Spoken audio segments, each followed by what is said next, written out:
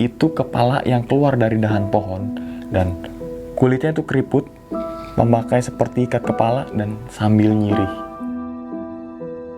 Di jam setengah 10, tiba-tiba Mbak Mita ini teriak, akan tetapi teriakannya ini ngebas. Yaitu dia pengen bermalam satu tenda dengan teman cowoknya dan satu sleeping bag dengan teman cowoknya.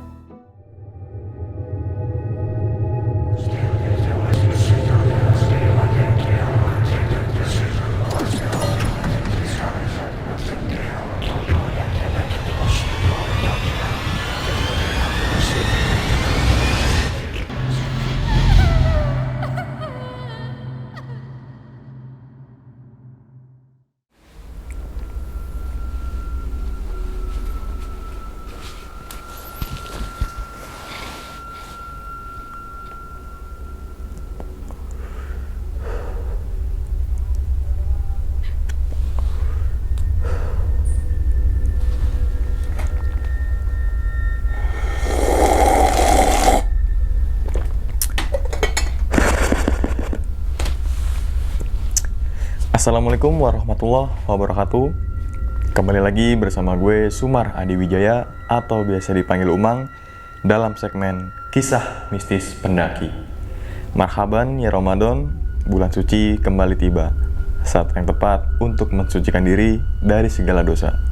Mohon maaf lahir dan batin, selamat menunaikan ibadah puasa.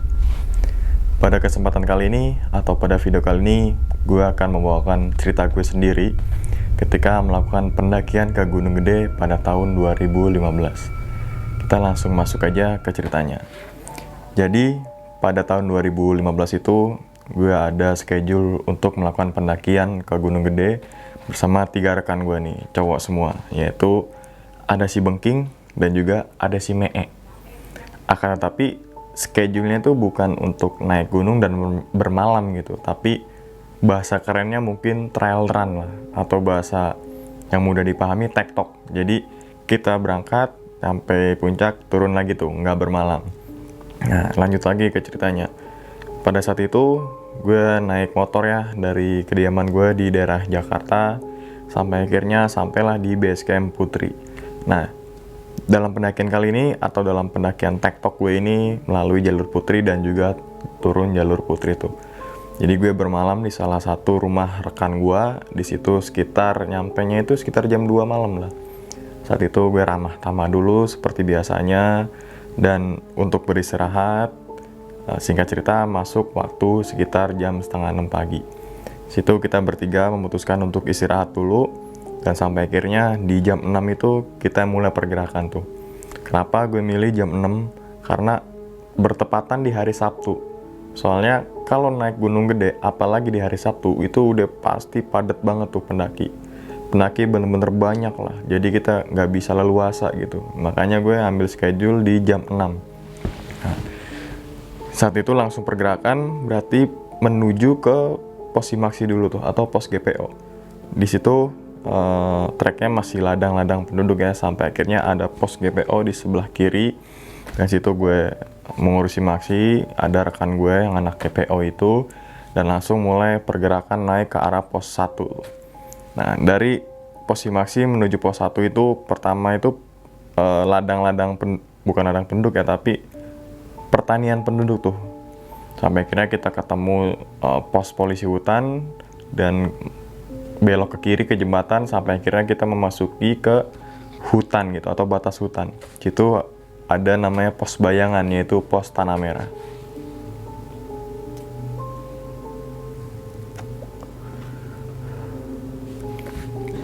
Dari pos Simaksi menuju ke pos Tanah Merah itu gue memerlukan waktu sekitar 15 menit. Karena gue nggak bawa apa-apaan, nggak bawa tenda, gue cuma pakai celana pendek, bawa trekking pole, terus air mineral yang tanggung tuh, sama pisang dan juga roti. Jadi pergerakan tuh cepet dan agak sedikit lari, namanya juga kan trail run gitu. Nah, sampai akhirnya di pos Tanah Merah itu kita nggak nge-break, lanjut menuju ke pos 1. Pos 1 juga ada beberapa pendaki, tapi baru rombongan ada 3 atau 4 gitu. Situ juga kita bablas lanjut, sampai akhirnya di pos 2, di pos 3, di pos 4, langsung sampailah di Surkan. Nah sebenarnya pas pergerakan ke atas ini sampai akhirnya kita ketemu atau menuju atau sampai lah ya, sampai di puncak gede itu nggak ada masalah apa-apa. Makanya gue coba mempersingkat perjalanan pas naiknya aja nih. Sebenarnya kejadiannya itu pas saat turun. Gue meninggalkan area Surya Kencana atau meninggalkan turun dari puncak Gunung Gede itu sekitar jam 11 atau setengah 12, pokoknya hampir siang lah, jam 12-an. Sampai akhirnya kita melewati pos 4, dan pos 4 itu simpang Maleber ya, pos 4. Dan dari pos 4 ke pos 3 itu kan agak lumayan jauh lah ya, lumayan jauh kalau untuk trek naik gitu. Kalau trek turun mah aman-aman aja, cepat gitu, apalagi kita sambil lari-lari sedikit kan. Nyampe di antara pos 3 ke pos 4 itu, pendaki kan di jam-jam segitu otomatis udah pergerakan di atas tuh, 3 ke 4. Di antara pos 4 dan juga pos 3, atau bisa dibilang sekitar 40 menit lah sebelum pos 4 itu, gue nemuin atau gue ngeliat 2 pendaki cewek, panggil aja namanya Mita sama Ani. Posisinya dia di sebelah jalur, di pinggir jalur. Yang satu ini menghadap ke ngebelakangin jalur, yang satu ini menghadap ke arah jalur. Sampai akhirnya si Bengking itu nanya, "Mbak, temennya mana?" Dia bilang, "Temennya itu yang 3 udah di atas mas, yang satu masih di bawah, sekitaran pos 3. Ya udah, saat itu kan berarti ada satu temennya yang masih di bawah tuh. Nah saat itu juga entah kenapa si Bengking maupun si Mee menganalisa kalau si Mita ini ada sesuatu hal yang nggak beres. Si Bengking, kawan gue ini, ada keturunan dari orang tuanya, bisa dibilang bisa apa ya, mempunyai kelebihan lah. Kelebihan dalam artian di luar batas nalar. Nah saat itu si Bengking menganalisa bahwa si Mita nggak baik-baik aja nih. Dan misalkan dia hipotermia, ketika ditanya pasti nggak jawab. Karena kenapa? Karena kalau penyakit hipotermia, apalagi kalau gejala ringan, kalau kita diajak komunikasi pasti nggak nyambung. Saat itu nyambung aja tuh. Asalnya dari mana? Ternyata dia dari Depok. Ada kendala gak? Si Ani menjelaskan nggak ada kendala, dia cuma capek aja. Nah, karena saat itu kita berinisiatif ya untuk manggil temennya nih, atau menginformasikan temennya yang masih di pos 3 ya. Saat itu gue menginstruksi ke si Mee, kawan gue, untuk turun dulu ke pos 3, informasiin temennya. Dan ketika dia mau turun itu juga dikasih tahu ciri-cirinya, namanya siapa, yang temannya masih bawah, namanya ini, ciri-cirinya kayak gimana, ciri-cirinya kayak gini, dikasih tahu semua tuh sama si Ani. Mita hanya terduduk kayak gini aja. Jadi yang ngajak ngobrol itu Aninya aja nih. Sampai akhirnya si Mee itu turun atau bergerak ke arah pos 3, sedangkan gue sama si Bengking masih sama pendaki 2 cewek itu, yaitu Mita dan juga si Ani. Sampai akhirnya di sekitar jam 3 lah, jam 3 atau setengah 4, si Bengking ini menginstruksi ke gue, atau bisa dibilang, "Mang, coba Mang, lo susulin ke atas temennya tuh, susulin ke atas kalau Ani sama Mita ini kondisinya ngedrop di antara pos 3 dan juga di pos 4 tuh." Saat itu juga gue nanya ke Mbak Ani, "Mbak, ciri-ciri temennya Mbak kayak gimana?" Ternyata disebutin namanya Ijul. Teman saya yang cowok namanya Ijul mas, pakai ikat kepala, terus tas lempangnya itu ada kerincingan, dan juga dia memakai kayak topi kupluk yang dari kayak rajutan tuh, dia bilang rajutan kain wol gitu tuh. Yaudah, sampai akhirnya gue bagi tugas tuh, yang tadi gue jelaskan ya, si Mee tuh turun ke bawah ke pos 3, si Bengking ini nungguin Mbak Ani dan juga Mbak Mita, dan gue bergerak ke arah atas lagi, ke arah Surya Kencana lagi. Dan gue bilang ke si Bengking bahwa lo sambil gue ke atas nyari orang, sambil nunggu si Mee juga nyari temennya, lo sambil bergerak aja turun-turun ke bawah. Gue bilang tarik mundur aja ke arah pos 3. Soalnya kenapa? Kalau gue lihat dari, mohon maaf ya, kalau gue lihat dari keadaannya dia, bisa dibilang bener-bener lelah, bener-bener capek. Kalau dipaksakan otomatis resiko makin gede. Nah, kita lanjut lagi tuh. Gue ke arah atas tuh. Gue ke arah atas sampai akhirnya gue ketemu di pos 4. Jadi pergerakan gue dari yang gue ketemu Ani sama Mita itu menuju ke Surya Kencana, itu otomatis banyak banget pendaki yang gue laluin tuh. Sambil gue bergerak ke atas, sambil gue tanya-tanya, "Mas, namanya Ijul ya?" "Bukan Mas," dia bilang. Ke atas lagi, "Mas, Ijul ya?" "Bukan Mas, bukan Mas, bukan Mas." Sampai akhirnya gue memasuki area datar sebelum pintu masuk Surya Kencana tuh, dan sisi sebelah kanan kan ada warung. Dan banyak juga pendaki yang bikin tenda itu di sela-sela pohon yang sebelah kanan tuh. Nah, saat itu gue coba ngambil sebelah kanan nih. Gue belusukan dari ke tenda, "Mas, namanya Ijul ya?" "Bukan Mas." "Mas, temannya ada yang namanya Mbak Ani sama Mbak Mita ya?" "Bukan Mas." Gue di situ mulai apa? Mulai berpikiran kalau sampai misalkan si Ijul dan dua rekannya ini sampai mendirikan tenda di Surya Kencana Barat, otomatis PR di gua. Karena segitu luasnya alun-alun Surya Kencana, gue nyari yang namanya Ijul itu. Akan tetapi ketika gue mau bergerak ke arah Surya Kencana, ada satu tenda di sisi sebelah kanan, dan yang dikasih tahu ciri-cirinya sama Mbak Ani itu. Akan tetapi dia nggak make topi kupluk ya yang dirajut tuh. Dia cuma pakai ikat-ikat kepala yang etnik gitulah, sama dia pakai kerincingan. Kondisinya yang satu lagi bongkar tenda, bukan bongkar tapi mendirikan tenda, yang satu lagi apa ya, bisa dibilang baru nyantai-nyantai aja tuh. Gue langsung samperin tuh saat itu juga. "Bang, namanya Ijul ya?" "Iya Mas." "Sorry Bang, temennya ada cewek gak?" "Ada." "Namanya siapa?" Gue bilang. "Namanya Mbak Ani sama Mbak Mita." Nah, saat itu juga gue langsung buka omongan. "Mas, mohon maaf, temannya Mas yang cewek, Mbak Ani sama Mbak Mita itu ada di bawah, di antara pos 3 dan juga pos 4. Kondisinya ngedrop." Gue bilang gitu. Dan ternyata yang tadi, yang apa ya, menurut perkataan si Mbak Ani kan bahwa dia naik tuh berenam. Yang satu di bawah, otomatis yang dia nyampe di Surya Kencana itu cuma 3 orang. Nah, pas gue sampai itu dia berempat. Dan gue tanya lagi, "Mas, temennya yang di bawah tuh masih ada lagi ya cowok?" "Nggak ada Mas, kita doang nih berempat." Jadi cowoknya berempat dan ceweknya berdua. Lantas saat itu gue berpikir, yang dimaksud sama Mbak Ani itu di bawah pos 3 itu siapa? Kan gitu. Sampai akhirnya gue bilang ke Ijul itu ya, Bang Ijul itu, "Bang, mendingan samperin aja," gue bilang gitu. "Bisa sih dipaksain nih Mbak Ani, Mbak Mita, tapi bisa ketemu malam. Itu resiko yang bisa dibilang sangat-sangat beresiko lah. Yang kedua, nanti malah Mbak Ani sama Mbak Mita ini kondisinya makin ngedrop. Alangkah baiknya Bang Ijul bersama satu rekannya ini turun ke bawah buat samperin." Dan dia bilang, "Ada tuh Mas, teman saya di dalam tenda kondisi hipotermia," dia bilang kayak gitu. Langsung gue buka tenda itu dan ternyata gue tanya namanya Bang Sanun. "Bang, temen sampean nih, Mbak Ani sama Mbak Mita lagi ngedrop. Abang hipo ya?" Begitu langsung. Dia layaknya nyautin perkataan gue gitu. Di situ juga gue berpikir kalau dia bukan hipo, kalau dia tuh emang mageran. Soalnya kalau orang hipotermia, ketika diajak ngobrol pasti nggak nyambung. Dia masih nyambung, asalnya dari mana, berapa orang, nyampe di sini jam berapa, gue pancing kayak gitu. Sampai akhirnya baru gue buka omongan yang tadi gue bilang ya, kalau temennya Mbak Ani, Mbak Mita itu ada di bawah.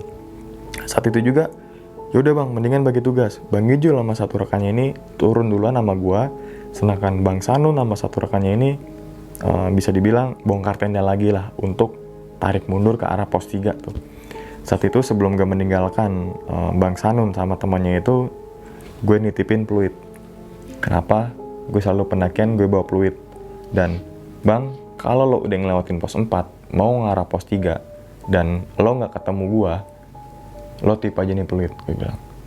Di bawah Bang Sanun, dan Bang Sanun nama satu rekannya itu, gue lupa namanya ya, di bongkar tenda, dan gue turun dikit-dikit sama Ijul dan juga satu rekannya. Jadi gue turun dari Surya Kencana itu menuju ke titik lokasi Mbak Ani, Mbak Mita itu bertiga aja tuh. Sampai akhirnya kita ngelewatin pos 4, dan sekitar 30 menit setelah pos 4 itu, yang gue lihat sama Mbak Ani sama Mbak Mita itu udah nggak ada. Berarti si Bengking ini udah dikit-dikit turun tuh ke arah pos 3. Sampai akhirnya sekitar 30 menit setelah titik lokasi gue ngeliat sama Mbak Ani, Mbak Mita itu, depan gue ada si Bengking, Mbak Ani, dan juga Mbak Mita. Jadi lokasinya itu bisa dibilang ada spot datar di sisi sebelah kiri dan cuma muat 2 tenda. Jadi gue nggak spesifikin lokasi bermalamnya saat itu di mana, karena di lokasi ini beredar mitos bahwa ada seperti itu. Nanti di akhir cerita gue jelaskan. Sampailah gue di titik lokasi, kita sambung lagi ya. Sampailah kita di titik lokasi yang gue ketemu sama Bengking, Ani, dan juga Mita di lokasi datar tuh, sekitar 2 tenda. Dan di belakang tenda itu ada sebuah pohon gede, nggak terlalu gede, paling diameter sekitar 40 cm lah. Di situ Iju langsung bongkar tenda yang di bawah kan, dan si Ani yang Mita ini masuk ke dalam tenda tuh. Karena gua bawa flashlight ukuran kecil 2x2, jadi depan tendanya itu gue bentangin flashlight 2x2 biar ya nggak terlalu, misalkan hujan atau misalkan embun-embun gerimis itu nggak terlalu basah lah. Sampai akhirnya yang gue jelaskan tadi, Mbak Ani sama Mbak Mita ini masuk ke dalam tenda, dan si Ijul sama satunya lagi, terus gua dan juga si Bengking di flashlight tuh. Sambil nunggu siapa? Sambil nunggu Mee, karena kan Mee turun ke bawah ke pos 3. Sampai akhirnya sekitar jam 5:30 Mee ini kembali lagi ke titik lokasi yang gue diriin tenda tuh. Nah, di situ Mee ngos-ngosan. Karena kenapa? Kan dari pos 3 menuju ke titik lokasi yang gue buka tenda itu dia sambil lari. Dan sambil nginformasiin bahwa dia nggak nemuin ciri-ciri atau temennya yang Mbak Ani sebutin. Dan di situ Mee baru tahu bahwa temennya yang 4 itu udah di atas. Yang 2-nya kan udah di bawah. Berarti yang dimaksud sama si Mee sama kayak gue. Satu rekannya itu siapa? Nah, sampai akhirnya di jam 8 malam itu terdengar suara fluid dari arah atas tuh. Dan langsung si Mee ini niup fluid lagi tuh, trit, dan bener. Dan ternyata itu adalah Bang Sanun bersama rekannya. Dia sampai di area itu dan bikin tenda lagi tuh. Jadi kenapa sih gue memilih mendirikan tenda di berarti kalau dari atas sebelum pos 3. Karena kalau gue paksain turun, kata si Bengking, karena gue paksain turun nanti takutnya malah makin jadi Bang sakitnya, dia bilang. Ya udahlah, saat itu dibikin tenda tuh yang sama di Bang Sanun. Jadi kondisinya tenda si Ijul yang ditidurin sama Mbak Ani, Mbak Mita, flashlight 2x2, baru tenda yang dibangun oleh si Sanun tuh.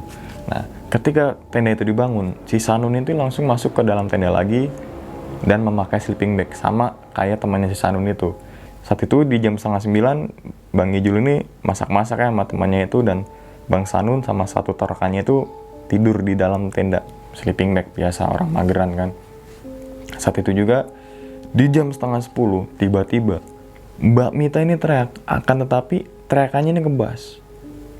Seakan-akan itu bukan Mbak Mita, dan nggak mungkin kalau cewek suaranya ngebas.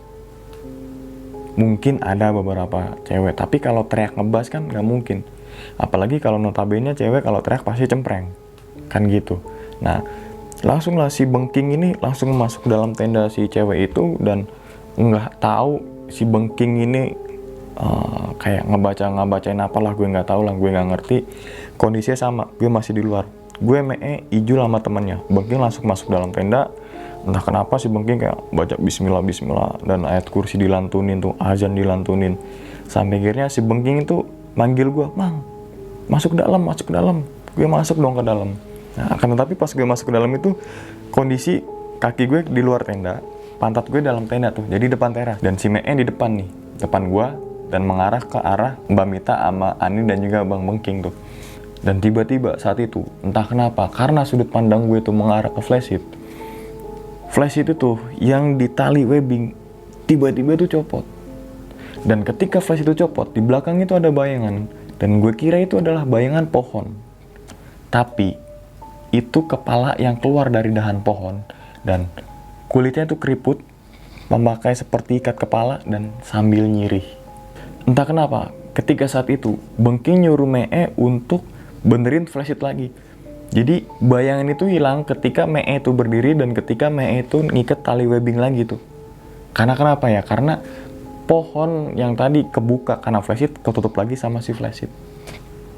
Saat itu si Bengking samar-samar terdengar obrolan dia mengajak interaksi bahwa ini siapa yang memasuki tubuh si Mita.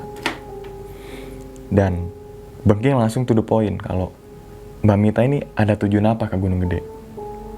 Dan ternyata ada tujuan atau itikat buruk ketika mendaki ke Gunung Gede. Yaitu apa? Yaitu dia pengen bermalam satu tenda dengan teman cowoknya dan satu sleeping bag dengan teman cowoknya.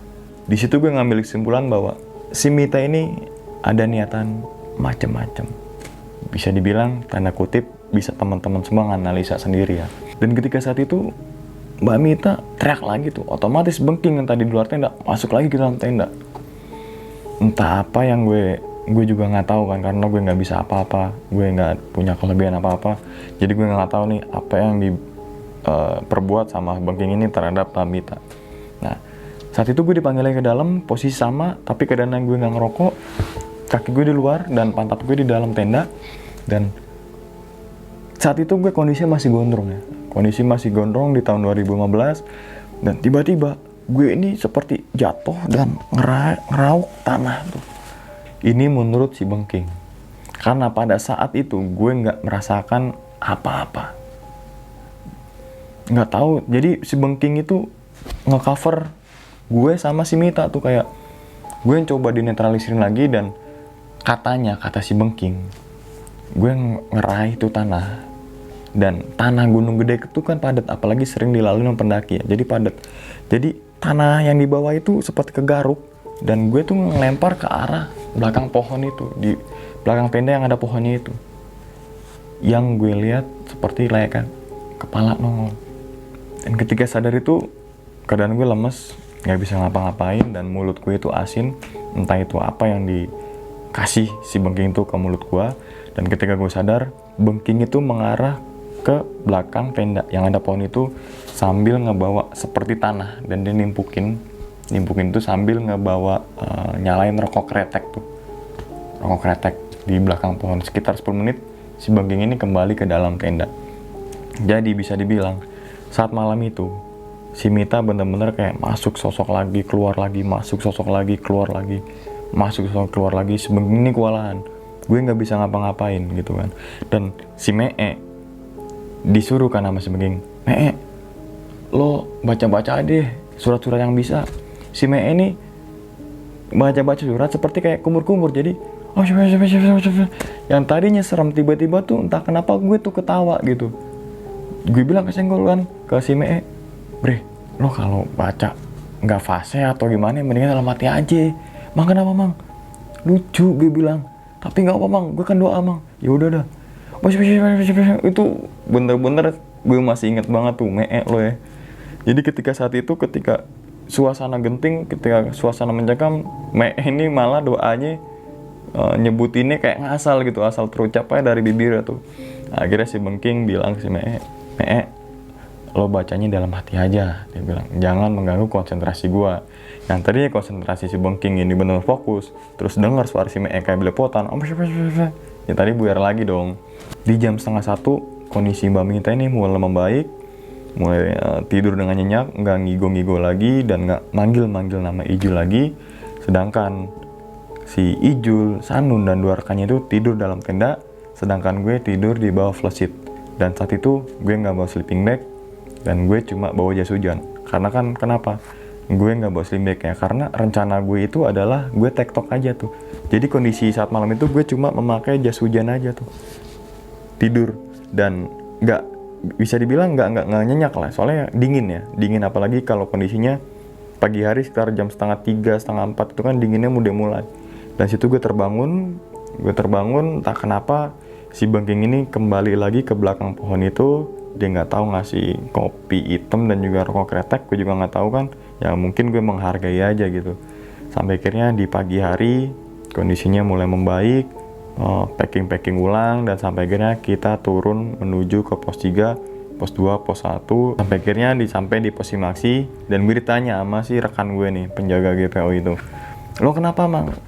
Kok yang katanya lo tektok tapi 2 hari semalam? Gue jelasin kalau ini ada rombongan dari Depok, gue coba bawa turun bre, gue bilang bang, karena ya gue melihat secara apa ya, kesehatan dia ngedrop. Padahal kan di balik itu ada sesuatu kejadian yang bisa dikatakan di luar batas nalar. Sampai akhirnya gue bersinggah di salah satu warungnya di situ, nggak gue sebutin nama warungnya apa, dan gue coba iseng nanya nih, gue Bengking Meen juga iseng nanya bahwa yang tadi gue alami ya ketika di antara pos 3 ke pos 4 itu yang area datar sekitar 2 tenda dan di situ ada pohon berdiameter sekitar 45 cm. Gue nanya, "Kang, saya ketika naik kemarin malam ngalamin kayak gini. Di mana?" Dia bilang, "Di antara pos 3 dan juga pos 4. Si Akang warung ini langsung kayak dia tahu gitu. "Yang ada pohon ini ya? Pohonnya kayak gini ya?" "Iya, Kang." Ternyata di situ adalah tempat kekuasaannya si nenek-nenek itu. Berarti yang gue lihat itu adalah nenek-nenek. Dan gue tanya lagi, "Kang, ini kan ada pengakuan dari Mbak Ani, dia ngelihat temennya itu masih di bawah, enggak di atas." Dan saat itu juga si Akang warung itu bilang memang ada sosok yang sering menyerupai pendaki, tapi dia cuma nongolin dirinya aja. Dia enggak berbuat apa ya, bisa dibilang jahil lah. Nggak sampai situ aja nih. Ketika saat itu gue bersih makan dan gue ngambil motor kan tuh di salah satu rumah warga. Di situ juga si Bengking nanya lagi, termasuk gue. Nah, pertanyaannya sama yang pertanyaan gue kasih ke Akang warung itu. Dan bener, itu adalah tempat nenek-nenek itu. Dan juga bener bahwa ada sosok yang sering menyerupai pendaki. Dan ketika gue mau nyalain motor, ternyata ban gue bocor. Jadi di bawah base camp Putri itu tulisan Putri ya. Sebelah kanan nanti ada tuh tukang tambal ban tuh.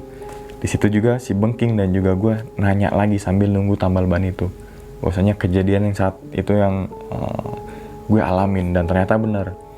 Ada sosok nenek-nenek dan juga ada sosok pendaki menyerupai pendaki yang sering nongol, tapi dia nggak jahil, dia cuma nongol aja.